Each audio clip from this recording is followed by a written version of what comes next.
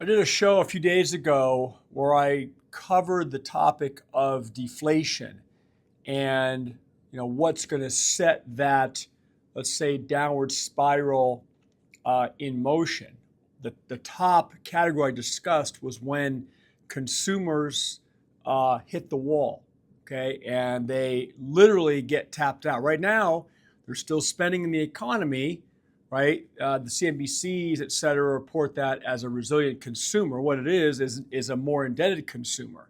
And one way that consumers are being able to spend in the economy is they've been tapping the equity in their homes, right? Using their homes as piggy banks, getting refinance loans, doing home equity lines of credit, HELOCs, and pulling out equity to spend on stuff, right? New cars, vacations, shopping, things of that nature.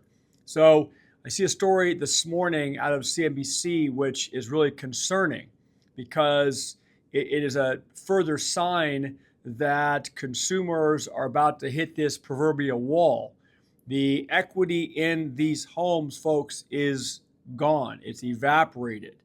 Okay, so we have a kind of a double whammy of market forces, which are bringing prices down because they've been so high for so long, and we have the sellers now of homes that are really not even able to sell. They're locked in, not because they have a low mortgage. They're locked in because the value of their home has dropped below the sales price of their home or value has dropped below what they owe on the loan, and they don't want to have to take a loss. So before I jump into the story, as I always humbly ask, if you're not subscribed to the channel, please subscribe so we can keep growing the community. I'm going to link at the end of this video the video I did the other day about deflation and how the consumer once this final aspect cracks, which we're seeing now, watch out below. Okay, so story out of CNBC: sellers are taking their homes off the market at the fastest pace in nearly a decade. Weak buyer demand, weakening home prices, and overall uncertainty in the economy are combining to make home sellers change their minds and step out of the market. Listen to this: close to 85,000 U.S. sellers took their homes off the market in September.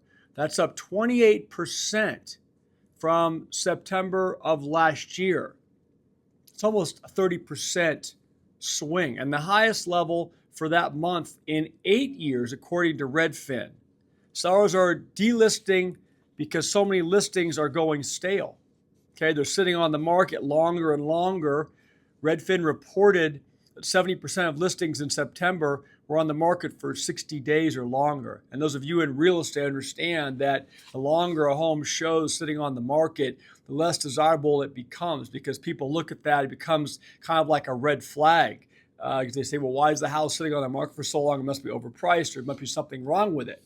Okay, homeowners are seeing prices weaken significantly. Okay, and they say they would rather wait than accept a low offer.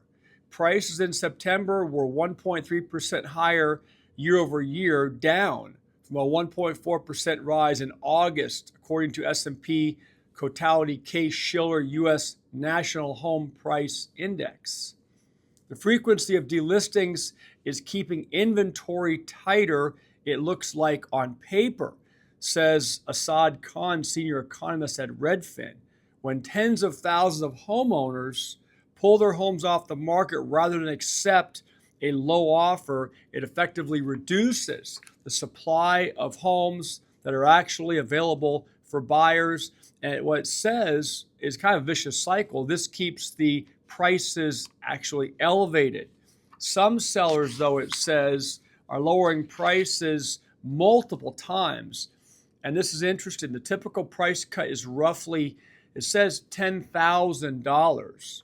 But multiple reductions are becoming, says, more common as these homes are sitting on the market longer and taking longer to sell.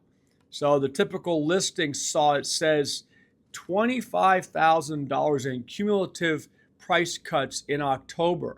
That's the largest, the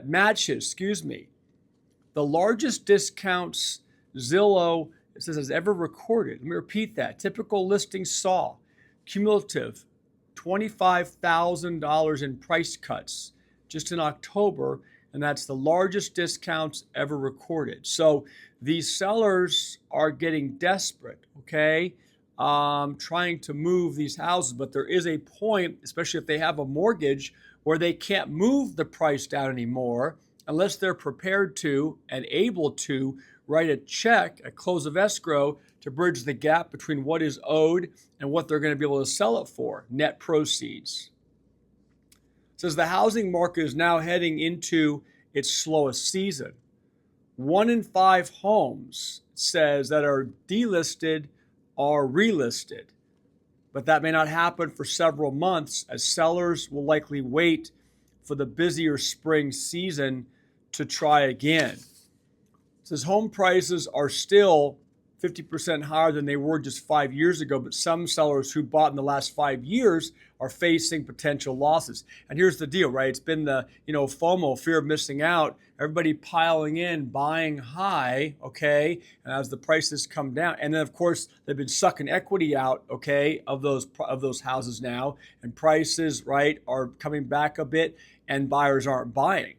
And so now you have sellers that bought during the FOMO run-up are facing losses. And here's the stat. Roughly 15% of the homes that were delisted in September were at risk of selling at a loss.